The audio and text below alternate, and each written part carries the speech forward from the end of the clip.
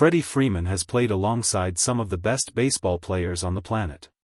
He has shared a clubhouse with Hall of Famers. He has stood in the on-deck circle behind generational talents. He has watched, from closer than most people will ever get, what elite performance looks like when it is stripped of the cameras and the crowds and the carefully constructed public narrative.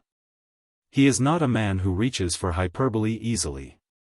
Which is exactly why what he said stopped everyone in that room cold. He might be an alien. Not a great player. Not the best in the game. Not even the most talented he has ever seen. An alien. And the way Freeman said it, not laughing, not performing, but with the quiet sincerity of a man reporting something he has genuinely failed to explain any other way, told you everything about what Shohei Ohtani has been doing on a baseball mound in 2025. The number is 0.73. Write it down. Say it out loud. Let it sit for a moment before moving past it. 0.73. That is Shohei Ohtani's ERA as a starting pitcher this season. In an era where a 3.00 ERA makes you one of the better pitchers in your league. Where a 2.00 ERA makes you a Cy Young conversation. Where anything below 1.50 makes analysts reach for historical comparisons that go back decades. 0.73 doesn't have a modern comparison.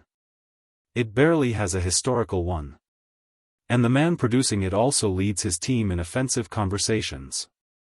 Also hit a first-pitch home run in his last start. Also stood on a mound with bases loaded and one out in the fifth inning and threw a sweeper that ended the inning before it could become something worse. That is the number. And that is the person behind the number. And that is why Freddie Freeman, a man with a World Series ring and a career full of extraordinary teammates, reached for the word alien and meant every syllable of it. But Ohtani didn't pitch today. That is the other half of this story. The half that the number alone doesn't tell. He was in the lineup. His presence was felt the way it is always felt, in the adjustments opposing pitchers make, in the way managers construct their bullpen usage around the possibility of facing him, in the specific electricity that runs through a stadium when his name appears in the starting nine. But he did not take the mound. And when Robert sat down in front of the microphone and the first question came, why did Ohtani not pitch today? The answer Roberts gave was not what some people expected. It was not evasive. It was not wrapped in the careful injury report language that organizations use when they are protecting information they don't want released. It was honest. Specific. And in its own way, more revealing about how the Dodgers view Ohtani than any box score has ever been. Roberts leaned forward slightly when he answered. He had the look of a manager who had already thought through this explanation carefully. Who had decided, before he walked into that room, exactly how much he was going to say and in what order he was going to say it. We know what we have. And part of knowing what you have is understanding that protecting it is not weakness. It is the most important strategic decision we make. He paused there. Let that land. Shohei's workload this season has been extraordinary. Not just in terms of innings pitched. In terms of the total demand placed on his body across both sides of what he does. Every time he pitches, he has already been in the lineup. Already taken at-bats. Already absorbed the physical toll of playing the game before he throws a single pitch. Another pause. Today was a decision made with full information. Medical staff. Coaching staff. And Shohei himself. We looked at where we are in the season, where we want to be in October, and we made the call. Rest today. Not because anything is wrong. Because everything is right and we intend to keep it that way. The room sat with that for a moment. Because what Roberts had just described, without using the specific words, was a philosophy. A way of thinking about Ohtani that goes beyond game-to-game management and into something that resembles long-term stewardship of something genuinely irreplaceable. A reporter followed up immediately. Was there any pushback from Ohtani himself? Did he want to pitch today? Roberts smiled. Small. Controlled. But real. What do you think? The room laughed quietly. Because the answer was obvious to anyone who has watched Ohtani for more than 5 minutes. A man who takes first pitch swings in the first at-bat of games he is also starting as a pitcher. A man who has never, in any public moment, given the impression that rest is something he reaches for voluntarily. He understood, Robert said, when the brief laughter settled. He didn't love it. But he understood. And I'll say this, the fact that he didn't love it tells you exactly the kind of competitor you're dealing with. Freddie Freeman spoke later. He had been asked about the ERA first. About what it looks like from the perspective of someone who shares a dugout with the person producing it. Someone who sees the preparation and the routine and the between-start work that the 0.73 is built on. Freeman took a breath before answering. He is thoughtful in the way that players become thoughtful after enough years in the game. After enough at-bats in enough big moments. After enough seasons of understanding that what looks effortless from the outside is constructed, brick by brick, from things the outside never sees. You watch him prepare, Freeman said, and you think, okay, this is what it looks like when someone is completely serious about something. When there is zero gap between what they want to achieve and what they are willing to do to achieve it. He stopped. Seemed to be searching for the right words. And then he goes out and pitches. And even knowing all of that, even having watched the preparation, what he does on the mound still doesn't make complete sense. It still looks like something that shouldn't be physically possible. He shook his head slightly. That's when you run out of normal explanations. That's when you get to, he might be an alien. Because nothing else quite covers it. The 0.73 ERA is built on specifics. It is not a product of luck. Not a product of a favorable schedule or an unusually cooperative opponent pool. The analytics behind it are as clean as the number itself. Opponents are batting under .180 against him this season.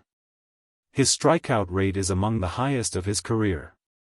His walk rate has dropped to a level that suggests not just physical dominance but a new tier of command, the kind that veteran pitchers spend entire careers trying to develop and most never fully reach.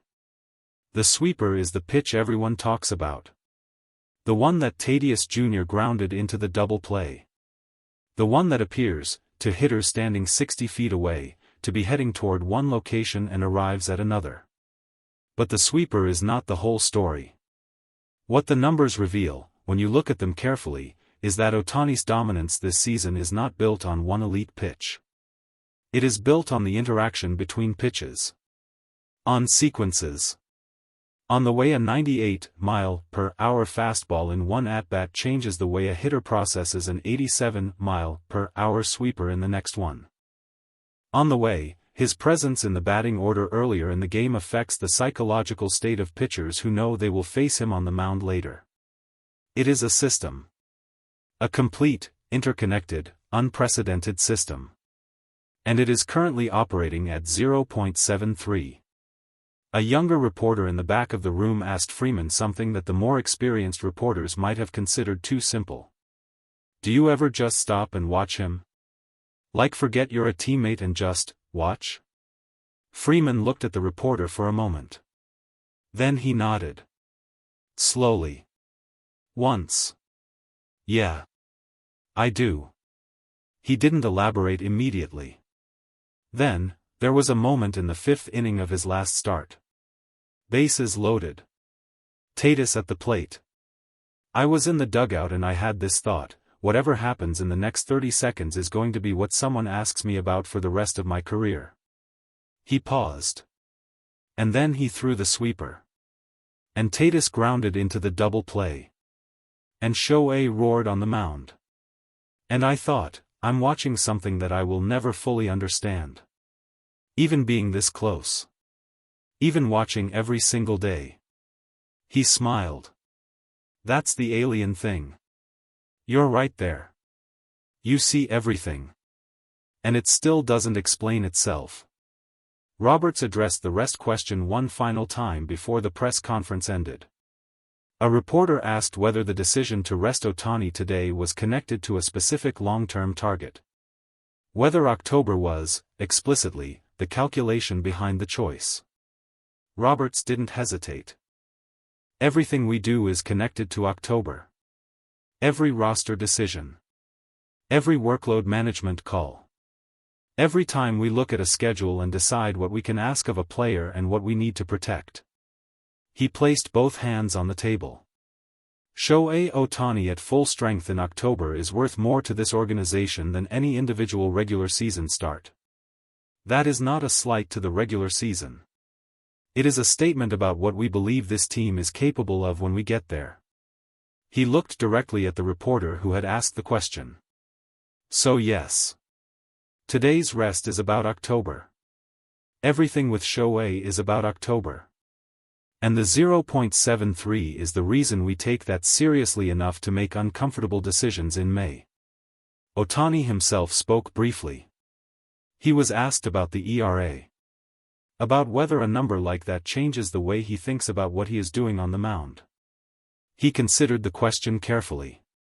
The way he considers most things.